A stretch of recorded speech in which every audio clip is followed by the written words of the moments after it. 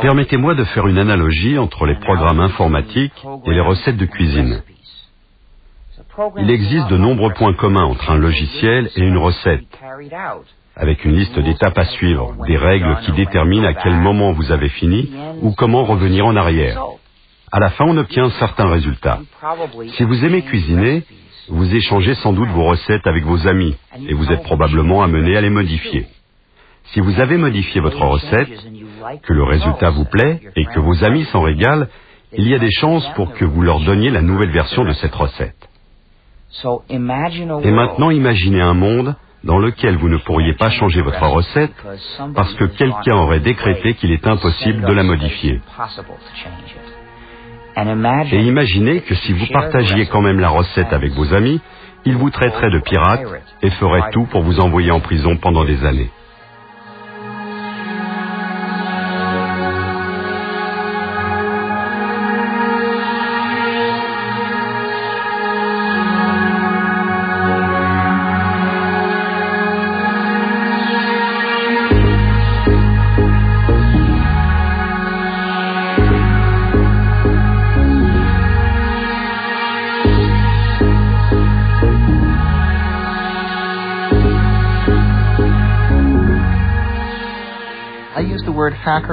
J'utilise le mot hacker dans son sens premier pour décrire une personne qui pratique la programmation informatique comme une sorte de passion artistique et qui fait partie ou s'identifie à la culture des hackers, c'est-à-dire le groupe de programmeurs à l'origine d'Internet, de Linux et du World Wide Web. Hacker, ce mot magique, le rebelle de notre nouvelle ère. Au commencement était l'ordinateur. Puis l'ordinateur personnel, et enfin est apparu le réseau qui a relié toute la planète et qu'on appelle le net. Contre quoi se sont rebellés ces fameux hackers? Pour que votre ordinateur marche, il a besoin d'un système d'exploitation. Nos hackers ont refusé que quelques sociétés, dont principalement Microsoft, mettent au point des systèmes d'exploitation d'ordinateurs sans livrer en même temps les codes de fabrication qui permettent d'adapter votre ordinateur à vos besoins. Ils n'ont eu de cesse alors de casser ces codes pour les mettre gratuitement, grâce au réseau, au net, à la disposition de tout à chacun.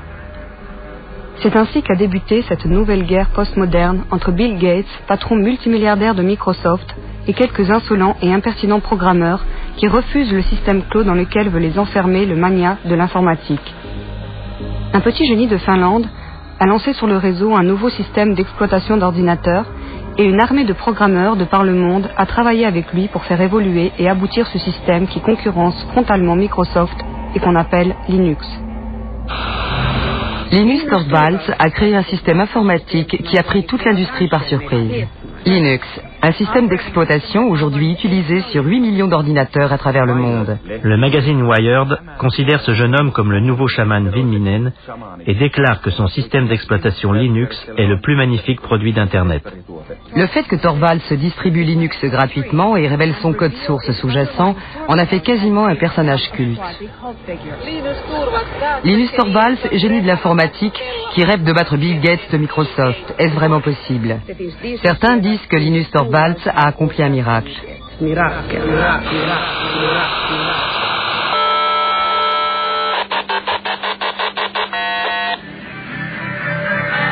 Tous ces programmeurs, tels des fourmis ouvrières, reliés entre eux par le net, ont fait évoluer la proposition de base de Linus Torvalds en l'adaptant, la modifiant, l'enrichissant, créant ainsi un des meilleurs systèmes d'exploitation au monde.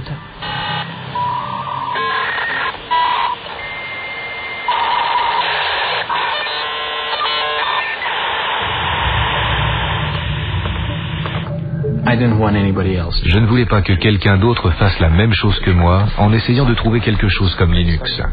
Je me suis dit, peut-être qu'un autre étudiant en informatique a besoin d'un système d'exploitation et comme ça il ne partira pas de rien.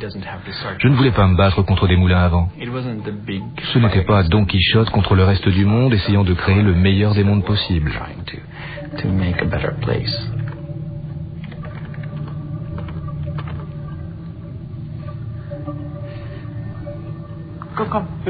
Tu as faim, Randy? Je préfère travailler avec les gens par email plutôt que face à face. En face d'une personne, vous avez tendance à entrer dans toutes ces disputes typiques des réunions et à vous perdre dans des détails qui, somme toute, ne devraient pas avoir vraiment d'importance. Par email, vous prenez généralement le temps de réfléchir avant d'envoyer votre réponse.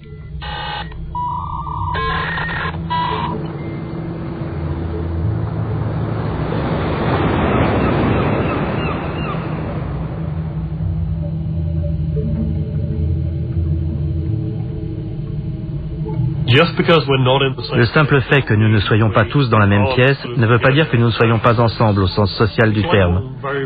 C'est comme si nous partagions un très grand bureau. Il nous arrive même de nous disputer et de nous chamailler par Internet. C'est un énorme projet. À ma connaissance, aucun autre projet de création de logiciels n'a jamais fait travailler autant de gens répartis à la surface du globe, tous unis et passionnés dans le but de développer un nouveau logiciel. Ce qu'il y a de plus innovant dans la communauté Linux, ce n'est pas son code source, mais plutôt toute la machine sociale qui s'est développée autour.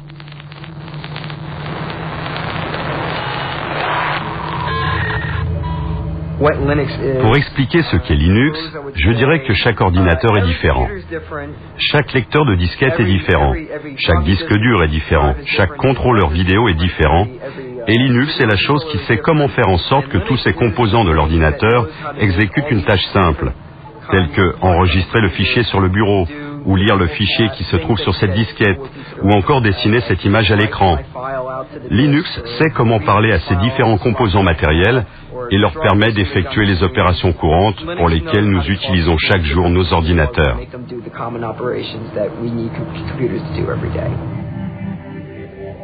À quoi fait-on exactement référence quand nous disons Linux?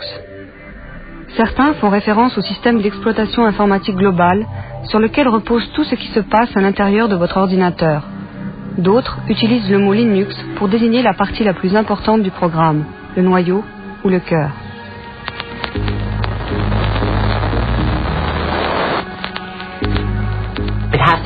Il faut remonter à la personne par qui tout a commencé, qui a utilisé Internet pour créer une communauté d'individus où tous avaient le sentiment que leur contribution était validée. Et cette capacité à favoriser la coopération pouvait uniquement provenir d'une personne élevée en Finlande.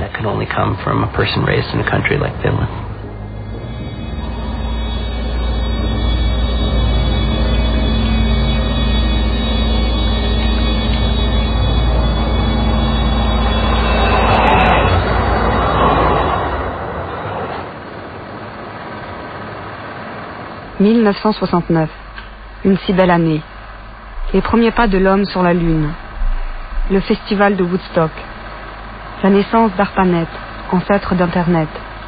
Les débuts d'Unix, le système d'exploitation des gros ordinateurs. Et le 28 décembre, la naissance de Linus Torvalds.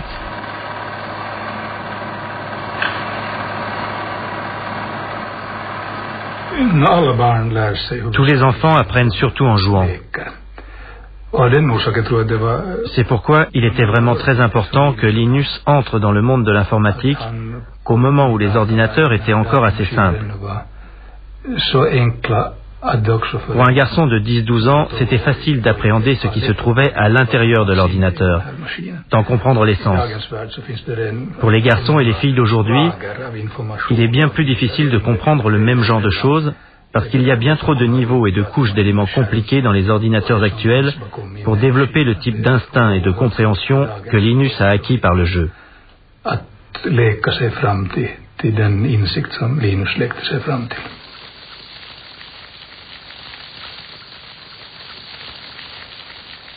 Je pense que ça a été le coup de foudre immédiat pour son père comme pour Linus. Ils étaient tous les deux excités comme des enfants à l'idée de tester les possibilités du VIC-20. L'endroit où Linus a développé Linux n'existe plus. C'était avant qu'on fasse tomber les murs. Ici, il y avait un mur qui continuait un peu plus loin, et là aussi, il y avait un mur. Et c'est à peu près ici, là où se trouve aujourd'hui le canapé, qu'étaient installés le bureau et les ordinateurs de Linus. Je dirais que ce qui a le plus changé en lui est qu'il est devenu une sorte de gourou résistant. Il sait vraiment comment captiver son auditoire. C'est un changement radical par rapport à ce qu'il était avant, c'est-à-dire plutôt timide et introverti, ne prenant généralement aucune initiative de lui-même, mais comptant plutôt sur ses amis. Relativt blyg och tillbakadragen och inte den som själv tog kontakt utan hans vänner var de som höll kontakt med honom. Bonjour à tous ceux qui utilisent Minix. Je mets au point un système d'exploitation gratuit. C'est juste un hobby, rien d'énorme ni de professionnel comme GNU pour les clones 386, 486 AT. C'est en route depuis le mois d'avril et ça devrait bientôt être prêt. J'aimerais avoir toutes sortes de commentaires sur ce que les gens ont aimé, détesté dans Minix, car mon système d'exploitation lui ressemble un peu. Toutes les suggestions sont les bienvenues, mais je ne promets pas de toutes les mettre en œuvre. Signé linus.torvalds@krona.helsinki.fi. 1991. L'Union soviétique s'effondre. La guerre embrase le Golfe. Le physicien britannique Tim Berners-Lee met au point un système hypertexte qu'il appelle le World Wide Web. Microsoft est bien parti pour dominer le monde. Et le 17 septembre, Linus Torvalds envoie la première version de Linux, 0.01, au monde entier via Internet. Les premières réactions arrivent en moins de quelques heures.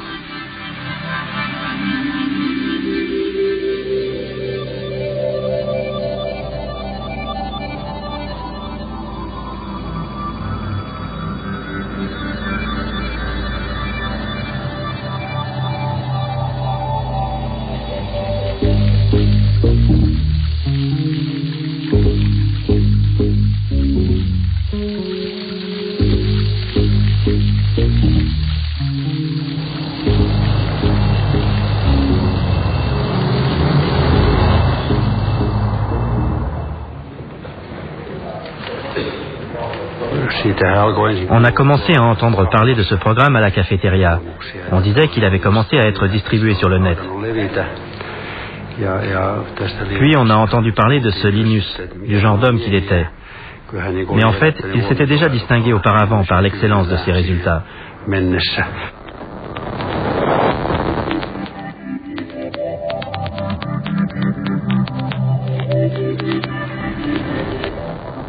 Linus Torvalds a créé Linux à partir du système d'exploitation Unix. Ken Thompson et Dennis Ritchie du laboratoire AT&T Bell avaient réalisé la première version du logiciel d'exploitation Unix en 1969. Libre d'accès, Unix était très populaire dans les milieux universitaires. Sa philosophie était fondée sur deux notions. D'abord, tout est fichier. Deuxièmement, quand vous concevez un programme, vous écrivez un programme qui a une seule tâche, mais qui remplit cette tâche au mieux.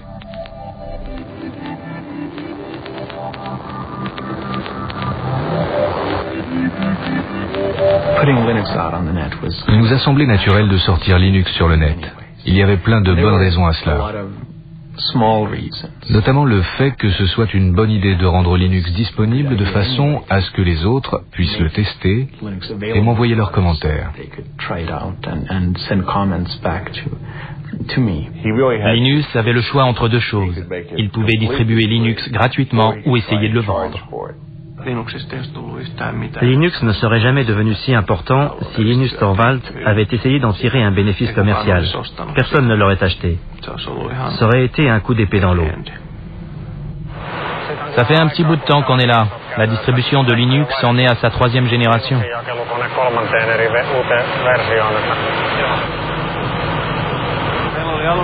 Nous avons eu du mal à trouver assez de place pour caser Linux. Au départ, Linus ne voulait pas distribuer Linux gratuitement. Il a réfléchi très longtemps pour savoir sous quel copyright le sortir. Puis progressivement, j'ai réussi à le persuader de sortir Linux sous le copyright GNU.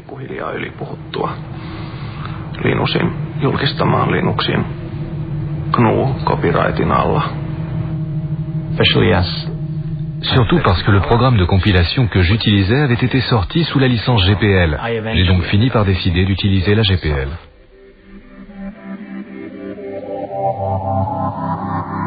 La GPL a été fondée par la Free Software Foundation au milieu des années 80. Cette fondation spécifie que si vous changez ou modifiez le code, vous devez mettre vos changements et améliorations à la disposition de tous gratuitement. La licence GPL avait pour but d'empêcher tout individu de s'approprier le monopole d'une nouvelle technologie importante.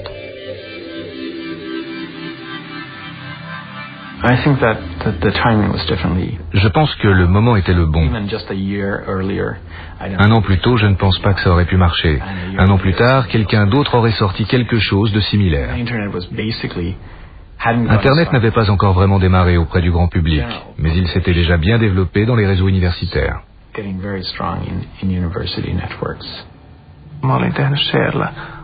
J'avais écrit un programme de liste de diffusion à l'aide du langage de programmation C. Je devais le développer et ajouter des fonctions parce qu'il y a eu très vite des milliers de gens intéressés. C'était une sacrée surprise. Les choses évoluaient à un rythme exponentiel. 1 millier d'utilisateurs se transformaient en 2000 le lendemain, puis le surlendemain vous en aviez 4000. Développer Linux sans Internet, c'est comme si on voulait jouer aux échecs par courrier.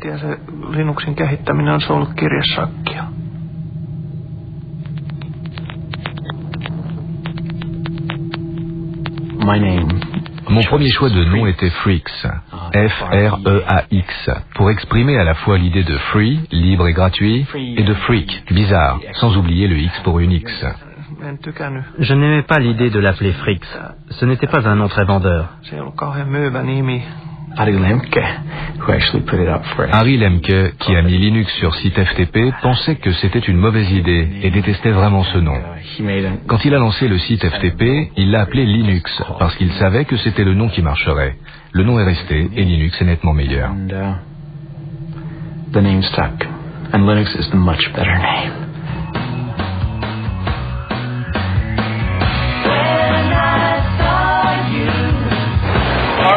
D'accord, il y a un bon paquet de geeks et de nerds ici.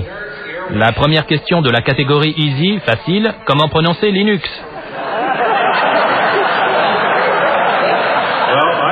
Eh bien, je prononce Linux comme Linux. Cependant, si vous êtes Linus Torvalds, vous le prononcerez sans doute Linux. D'un autre côté, si vous venez de la côte ouest des États-Unis, vous pouvez le prononcer Linux. Mais Linus Torvalds se fout pas mal de la façon dont vous prononcez Linux du moment que vous l'utilisez. J'ai commencé à jouer avec Linux en juillet 1991, peu de temps après que Linus ait sorti la version 0.09 du noyau. Je l'ai téléchargé depuis la Finlande. J'ai joué avec, je trouvais que c'était très clair. À ce stade, la largeur de la bande Internet sur la liaison transatlantique était très limitée. Il était donc très pénible de télécharger tous ces modules depuis la Finlande. Je me suis alors dit qu'il fallait faire quelque chose pour remédier à cela. J'ai utilisé ma station de travail personnelle, celle qui était sur mon bureau, tsx-11.mit.edu, et j'ai établi une archive miroir de toutes les sources du noyau sur ma station de travail privée. C'était le premier site FTP Linux à voir le jour aux États-Unis.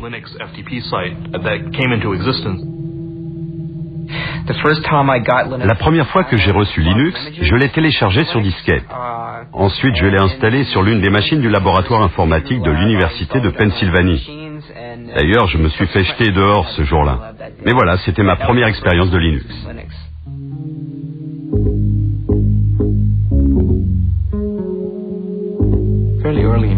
Assez tôt, en 1992, je me suis rendu compte que je ne connaissais plus personne. Il ne s'agissait plus seulement de moi et de quelques amis. Il y avait moi et environ 200 personnes dont je n'avais pas la moindre idée de qui elles étaient, de l'endroit où elles se trouvaient, ni de ce qu'elles faisaient avec le système. Et c'était déjà un grand pas.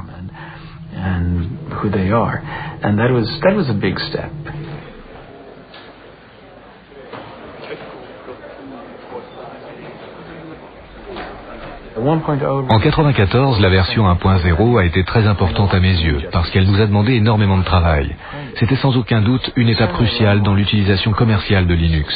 Avant la version 1.0, il était en effet très difficile d'utiliser Linux à des fins commerciales. Je vous souhaite la bienvenue au lancement du système d'exploitation Linux. Au départ, Linux a été développé pour Unix. particulièrement dans un contexte universitaire, parce que bien qu'il existe une version pour PC, son niveau de prix est très élevé. Vous pouvez acheter DOS pour un ordinateur personnel pour 200 marks, mais Unix peut facilement représenter un coût de 20 000 marks. Ce qui est quand même un peu trop cher pour un étudiant. Allez dans un magasin informatique et demandez-leur s'ils ont SCU Unix. Ils vous répondront « Non, par pitié ». En fait, c'est bien plus simple de l'écrire vous-même.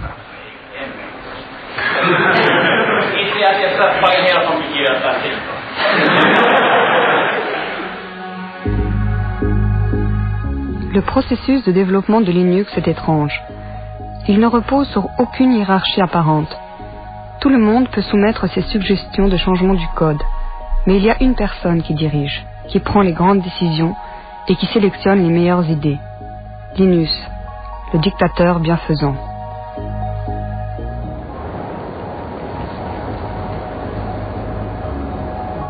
Tout le monde savait que ce groupe de travail avait besoin d'un chef, et Linus était le leader idéal, parce qu'il a créé le cœur du noyau Linux et qu'il présentait de très grandes qualités de leader. Pourtant, c'est quelqu'un d'assez humble dans la réalité. Il ne s'attribue jamais le mérite de ce qui ne lui revient pas.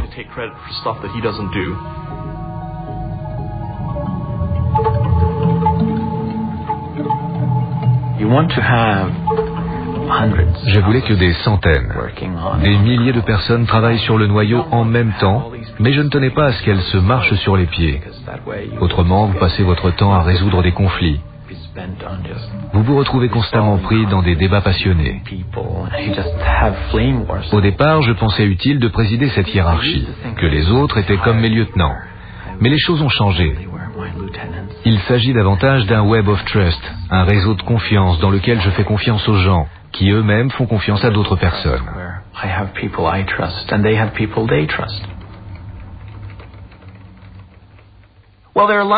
Beaucoup de choses motivent les développeurs. La fierté artistique, la satisfaction du travail bien fait, proche de l'artisanat, le sentiment idéaliste de faire partie de quelque chose de plus important que vous, quelque chose qui vous dépasse, le désir d'aider le monde et de trouver des solutions aux problèmes. En l'absence de rémunération, dans la plupart des cas, les gens cherchent surtout à se forger une réputation auprès de leurs pairs.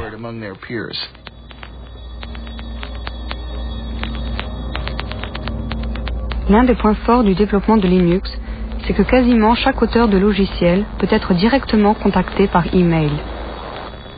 Tetsuo a joué un rôle crucial dans la diffusion de Linux aux États-Unis.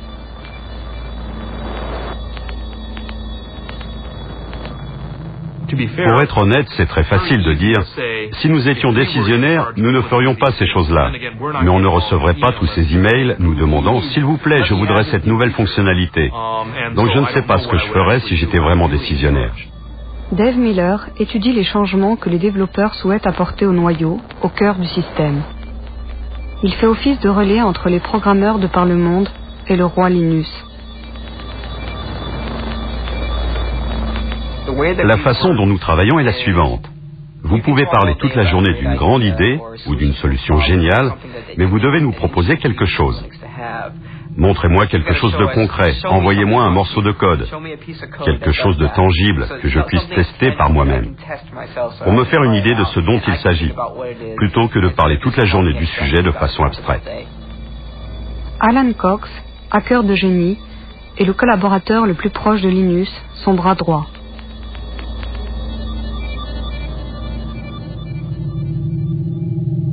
Pour moi, le code présente beaucoup de similitudes avec par exemple la poésie ou certains genres d'écriture.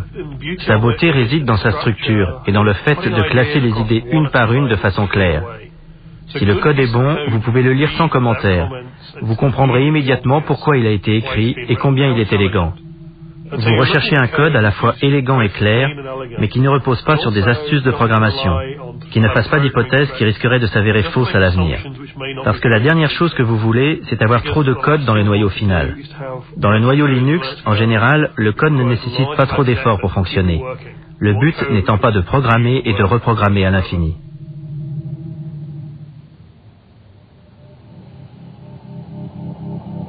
Après avoir dirigé le projet Linux pendant 5 ans à Helsinki en Finlande, Linus est embauché dans la Silicon Valley en Californie. Il voulait découvrir l'autre monde, celui du commerce et de l'industrie. Il voulait sortir du cocon de l'université.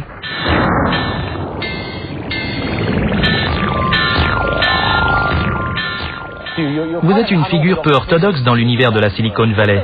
Que vont-ils faire de vous? Ne risquez-vous pas d'être emporté par l'aspect commercial et complètement fou de la vallée?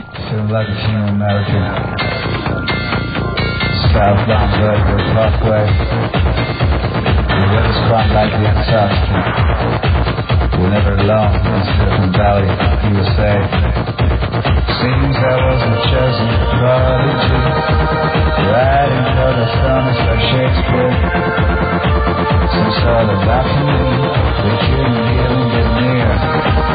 When they didn't inherit the earth, the bees, we found the west, we probably sell the shares as soon as you can. Get out and go on to the next thing. Retire young, should be the king of America. The weather's quite like the Antarctica. Southbound Belleville Parkway. Linus a commencé à travailler pour Transmeta. Cette entreprise mystérieuse a refusé pendant de nombreuses années de révéler son activité. On savait pourtant qu'elle travaillait sur un code source fermé, à l'instar de Microsoft. Linus aurait-il changé de camp? Le monde des affaires a des lois bizarres. En même temps qu'il travaillait pour Transmeta, Linus pouvait, avec l'accord de son employeur, continuer de développer son propre logiciel.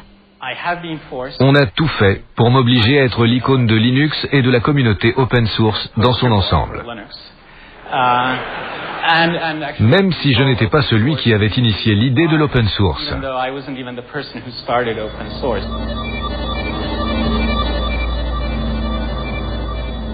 Personne ne représente toute l'histoire à lui seul.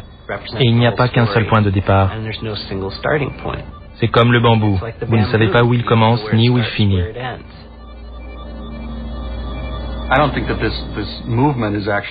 Selon moi, ce mouvement n'a rien de nouveau.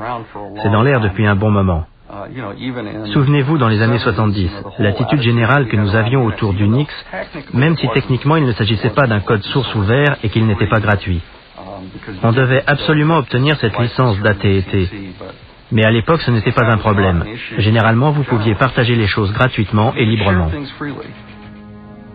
Quand vous utilisez un programme, généralement vous utilisez sa forme exécutable, c'est-à-dire une série de 0 et de 1. Personne ne peut donner un sens à ces chiffres. Seul l'ordinateur les comprend. C'est d'ailleurs à cela qu'ils servent. Ces chiffres sont la forme du programme que l'ordinateur peut comprendre, mais pour les êtres humains, il est très difficile de savoir ce qu'ils signifient. Quand nous développons les logiciels, nous les écrivons sous forme de code source. Le code source est une sorte d'algèbre, c'est la forme compréhensible, à condition d'être programmeur. Pour vous aider, il y a généralement énormément de commentaires, des explications incluses dans le code source pour aider les gens à comprendre pourquoi le programme a été écrit ainsi. Si vous n'avez que les exécutables, c'est-à-dire ce que Microsoft vous donne, et même si vous aviez la possibilité d'y apporter des changements, vous ne sauriez jamais quelles modifications opérer. C'est bien trop difficile. Pour pouvoir modifier le logiciel et le rendre plus pratique et plus facile à utiliser, vous devez disposer du code source. Si vous vous penchez vraiment sur le projet, comme je l'ai déjà dit, Linus a développé le noyau, mais pas l'intégralité du système. Je pense que ce qu'il y a de plus intéressant ici, c'est le fait que Richard Stallman ait lancé le mouvement. Avez-vous entendu parler de Richard Stallman? Il voulait que tout le monde ait le droit d'utiliser le logiciel et de le copier sans enfreindre la loi, pour faire des changements, les distribuer, améliorer le logiciel. Il voulait donner des droits aux gens. Il avait décidé d'anéantir le capitalisme américain corrompu de l'industrie informatique. Il a démissionné de son travail, mais il a continué de programmer. Rejoins-nous, partage le logiciel. Libère-toi, hacker. Libère-toi. Join us now and share the software. You'll be free, hackers, you'll be free. J'ai tendance à envisager les choses en termes de justice, de liberté et d'éthique.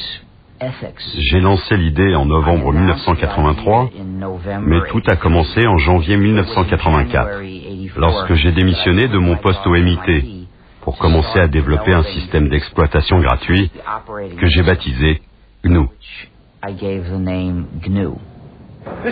Ça c'est GNU, et c'est GPL, General Public License. Évidemment, le noyau se trouve sous GPL. L'idée du logiciel libre fait référence à la liberté, non au prix. C'est dommage qu'en anglais le mot free soit ambigu. Il a de nombreux sens différents. Il peut vouloir dire gratuit, mais également libre. Je préfère penser à parole libre plutôt qu'à bière gratuite.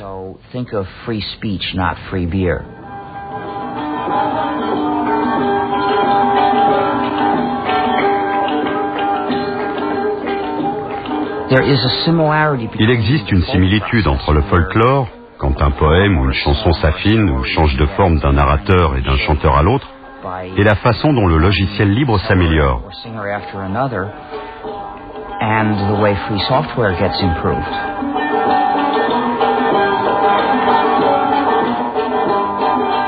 Souvent, le logiciel libre est développé par un groupe de personnes qui n'inclut aucun des développeurs de départ.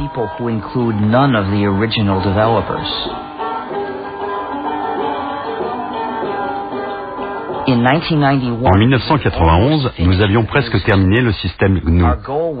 Notre objectif consistait à créer un système d'exploitation comme Unix, mais entièrement gratuit. Ce système d'exploitation complet nécessitait de nombreux composants différents. En 1991, on avait presque tous ces composants. Nous avions écrit la plupart d'entre eux et nous en avions trouvé d'autres, écrits par d'autres développeurs à leurs fins personnelles. Mais ça faisait l'affaire. On les a donc mis en service dans le cadre de GNU. Un composant majeur manquait encore, le composant qu'on appelle le noyau. C'était donc très utile pour nous quand Linus Torvalds a écrit son noyau. À ce stade, la combinaison du noyau Linux avec le système GNU a permis d'obtenir un système parfaitement exécutable que vous pouviez installer sur votre PC et utiliser.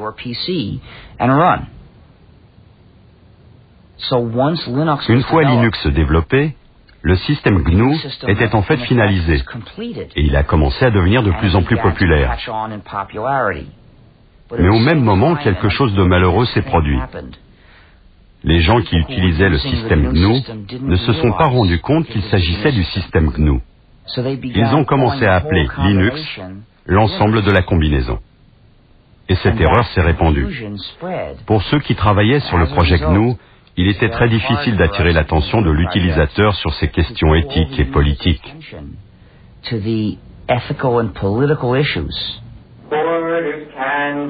Les avares ramassent beaucoup d'argent. C'est exact, hacker. C'est exact.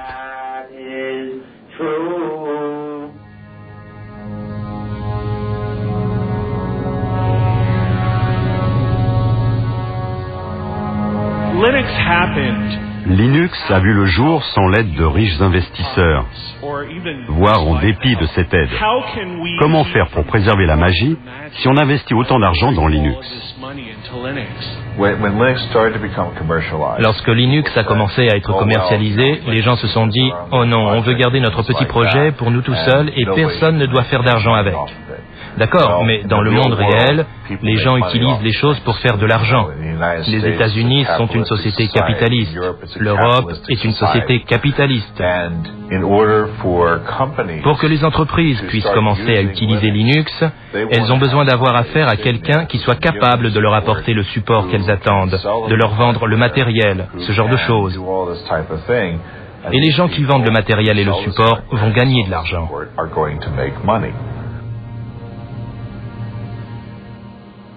Peu d'entre nous sommes des hackers. En fait, rares sont ceux qui feront l'effort de télécharger leur propre version de Linux sur Internet. Encore plus rares sont ceux qui vont s'attaquer au code lui-même pour l'améliorer. Bien que Linux soit difficile à utiliser, les clients ont su estimer sa grande fiabilité et la souplesse de son code source. Pour les entreprises visionnaires, il y avait là une opportunité à ne pas manquer.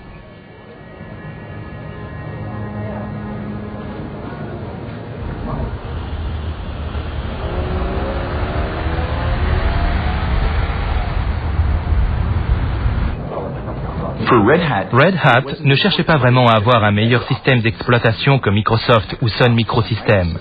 Ce qui comptait le plus, c'était de pouvoir livrer un système d'exploitation capable de résoudre les problèmes que nos clients n'arrivaient pas à régler avec un logiciel propriétaire. On s'est rendu compte de ce que nous faisions. On développait un programme, puis on publiait les codes. Alors, comment faire de l'argent de cette façon? Évidemment, quand nous sommes allés en Californie, dans la Silicon Valley, tout le monde nous a dit « Vous ne réussirez jamais dans le logiciel si vous révélez les codes ». Nous sommes revenus et avons discuté avec nos clients. La seule chose qui les fidélisait, c'était justement que nous révélions les codes. Pour la toute première fois, ils pouvaient contrôler la technologie qu'ils utilisaient. La vraie valeur de la plupart des produits logiciels réside dans la hotline, c'est-à-dire la relation de support permanent qui existe entre le fournisseur et vous. Et c'est d'ailleurs ce qui donne aux logiciels les caractéristiques de l'industrie de service et non pas celles de l'industrie de production. Linux prospère dans le domaine des serveurs d'applications Internet, mais parce qu'il n'est pas facile à utiliser par les particuliers, il ne possède qu'une petite part du marché bureautique grand public. Le projet GNOME, avec son interface graphique, essaie de combler cet écart. Mais que voulez-vous? Les hackers sont élitistes et restent encore fidèles à Linux.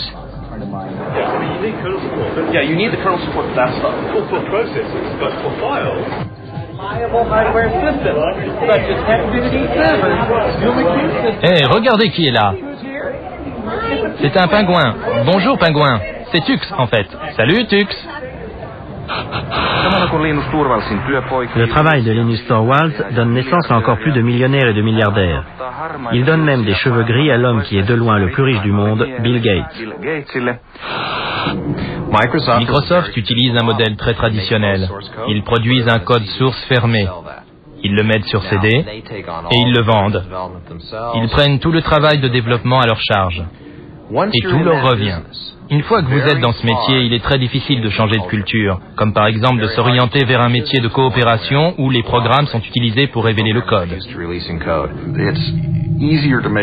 C'est facile de gagner de l'argent avec des produits dont le code source est fermé, que vous ayez ou non une grosse part de marché.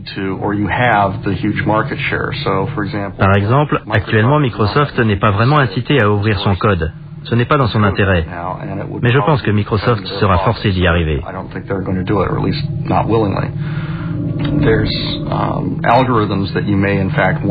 Vous avez intérêt à rester propriétaire de certains algorithmes. Par exemple, certaines entreprises ont énormément travaillé sur des algorithmes de compression, notamment pour le streaming multimédia. Elles ne tiennent pas à ce que les gens sachent comment elles ont fait, parce que c'est justement là que réside la valeur de leurs produits.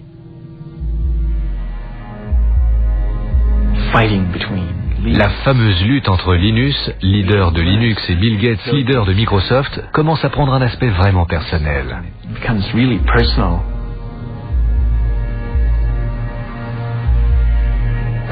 Une question de la catégorie bizarre.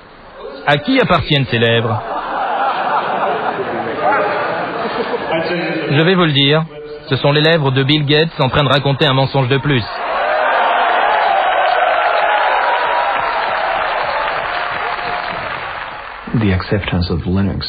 L'adoption de Linux a été considérablement favorisée par le fait que les gens avaient entendu parler de son existence dans la presse. Le côté David contre Goliath a un peu aidé, même si ce n'est pas vraiment le cas. Les gens attendent des autres qu'ils soient gentils et fassent les choses bien. Mais je ne pense pas que ce soit vrai, ni que ça devrait l'être. Le pouvoir de Linux, c'est que même si personne ne vous aide, vous aurez toujours votre propre copie de Linux et la possibilité d'en faire ce que vous voulez. Je veux éviter d'être le politique de Linux. Je veux être quelqu'un que tout le monde trouve sympa, quelqu'un qui ne triche pas. Linus, une dernière question. Je viens d'Inde. Y a-t-il beaucoup d'Indiens qui contribuent au développement du noyau? Non, pas tant que ça. Quel est le message que vous aimeriez leur faire passer pour qu'ils soient de plus en plus nombreux à vous rejoindre? À mon avis, c'est surtout un problème d'infrastructure. Ils n'ont pas forcément d'accès à Internet, ou alors ils disposent seulement d'une connexion très lente. Les gens ne sont peut-être pas habitués à ce type de collaboration sur Internet. Ça les rend un peu nerveux. Un message pour les motiver, pour faire venir plus de développeurs? Je ne sais pas quels sont les problèmes en Inde, mais il y a sans doute des problèmes locaux que seuls les Indiens pourront résoudre, des problèmes dont le continent américain ne se soucie pas le moins du monde. À mon avis, c'est très motivant quand quelqu'un dit « Hey, je peux résoudre ce problème, je peux créer ma propre version de Linux et elle me conviendra mieux. » D'accord? Ça marche pour un Indien ou n'importe quelle autre personne. C'est ça qui doit motiver les gens. Et puis quoi que je dise, vous ne devriez pas en tenir compte. Linus, juste une seconde. Merci beaucoup. Merci à vous. La prochaine fois que vous passerez en Inde, j'essaierai, mais... si vous prenez de longues vacances. Je travaille pour un magazine hollandais. Comptez-vous venir aux Pays-Bas? Le but premier de Linux n'a pas été bien entendu d'anéantir Microsoft. En fait, Linux a été conçu pour fonctionner sur du matériel bon marché et pour résoudre des problèmes courants. Si vous n'avez pas d'argent, il offre une véritable alternative entièrement gratuite. Le projet Linux a démarré en Europe et aux États-Unis, mais aujourd'hui le logiciel libre permet de trouver toujours de nouveaux programmeurs venant même de pays où l'informatique en est à ses premiers balbutiements.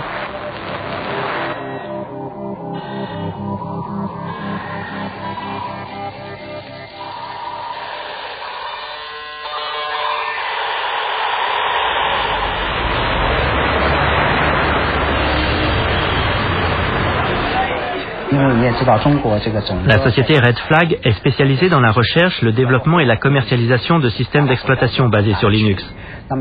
Comme vous le savez, la Chine est en retard sur les pays développés en matière d'informatique. L'écart est grand. Nous essayons de le combler le plus vite possible. Pendant ce temps, nous devons faire appel à l'expérience de nombreux autres pays. Nous attachons une grande importance au système d'exploitation. Nous avions commencé à développer sur Unix, mais à cause de la réglementation sévère du marché, nous avons échoué. Linux représente pour nous une grande opportunité, ainsi qu'une bonne base pour nous former aux nouvelles technologies du monde entier.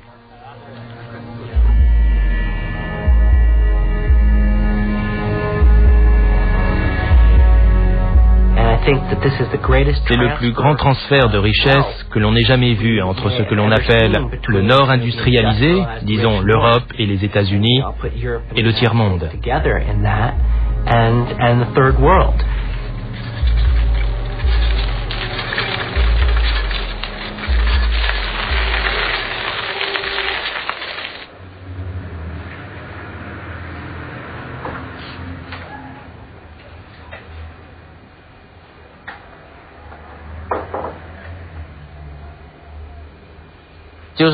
C'est le code source ouvert.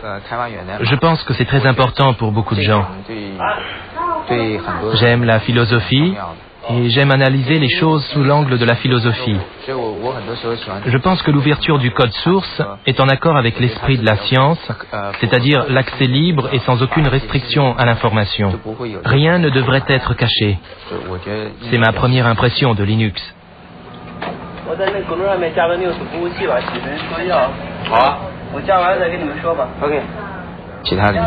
Cet esprit pourrait être étendu à d'autres domaines. Je n'ai jamais cru que cela devrait uniquement s'appliquer au domaine de l'informatique. Pour résumer, vous avez d'un côté l'une des classes les plus privilégiées des sociétés capitalistes, les programmeurs. Ils peuvent gagner tellement d'argent avec la programmation qu'ils ont le temps de se consacrer à leur hobby. Les programmeurs tels qu'Alan Cox peuvent imposer leur prix. Ce sont les gens qui se trouvent au sommet de la pyramide, qui transfèrent leur propriété intellectuelle, cette énorme richesse, vers des pays pauvres. C'est le socialisme en action, même si les libéraux sont horrifiés dès qu'on en fait mention.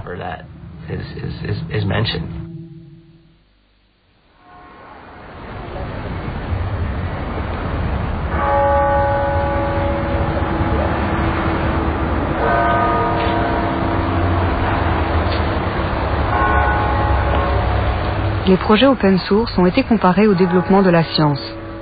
La science, en elle-même, ne rapporte pas d'argent. Ce sont les applications industrielles de ces recherches qui engendrent de la richesse. Pour les hackers de l'open source, le développement de Linux a toujours été un projet bénévole de type scientifique, un véritable hobby. Les meilleurs développeurs Linux ont fini par être embauchés. En 1999, pendant le boom de la net économie, du e-business, certaines entreprises Linux ont été cotées en bourse. Wall Street a annoncé des valeurs records pour l'action Linux. Évidemment, ça n'a pas duré, mais pendant quelque temps, certains hackers Linux ont été incroyablement riches, du moins sur papier.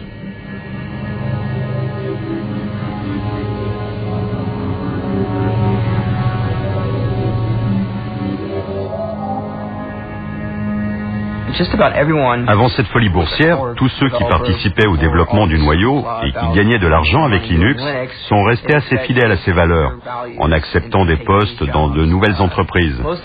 La plupart d'entre eux font à peu de choses près la même chose que ce qu'ils faisaient avant de décrocher ces emplois. Honnêtement, à ma connaissance, aucun développeur n'a perdu sa liberté.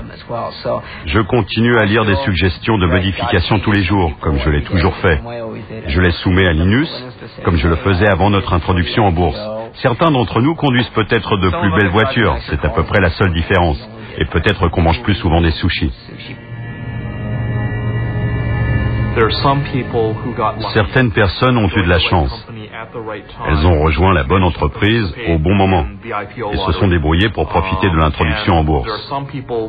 Certains se sont fait des millions de dollars, d'autres des milliards de dollars. La contribution de ces personnes était-elle plus importante que celle des autres? Dans certains cas, elles ont investi les sommes qu'il fallait au bon moment. Mais je pense que c'est un problème plus général. Ça ne concerne pas que la communauté open source. En fait, je ne crois pas qu'on ait une réponse satisfaisante à cette question. L'une des choses que j'aime dans Silicon Valley, c'est son grand dynamisme. Ici, tout est possible. Même le côté course à l'argent, qui paraît un peu de mauvais goût, a fortiori si vous êtes un Européen, c'est un très bon facteur de motivation, un bon moyen pour aller au bout de vos projets. Est-ce que le fait de vivre ici m'a changé? J'imagine que oui.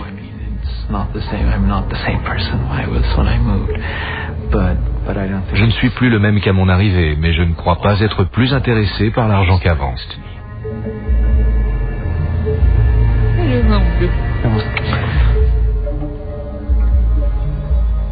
Le 11 septembre 2001 bouleverse notre monde. Les attentats suicides à New York frappent toute l'économie de plein fouet. L'informatique également est groggy. Que restera-t-il du phénomène Linux? Aujourd'hui, des pans entiers du fameux code de Linux se retrouvent sans que nous le sachions dans notre vie quotidienne, dans nos portables, nos grille-pains, nos réveils matins. Le rêve de Linus Torvalds de libérer l'informatique a des chances de réussir, mais ce serait peut-être l'une des plus grandes opportunités manquées de notre époque si le logiciel libre ne libérait rien d'autre que du code.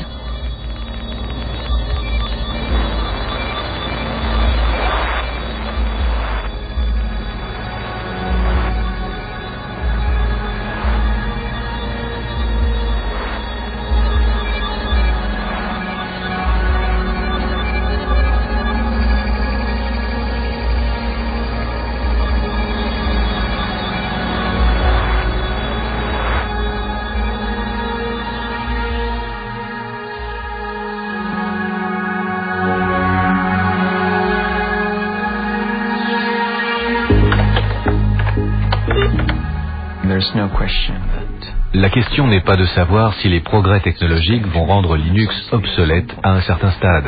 La question est juste de savoir combien de temps cela va prendre. Andy, ne fais pas tes griffes sur le fauteuil. Dans 5 ans, 15 ans ou 50 ans, je pense que l'un des pouvoirs de l'open source, c'est que dans 50 ans, le meilleur système d'exploitation du moment pourra toujours tirer parti du code source de Linux.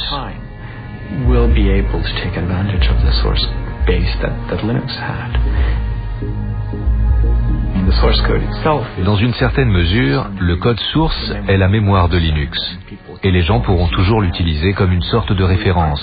Mais il y a autre chose. Il y a aussi les problèmes intentionnels.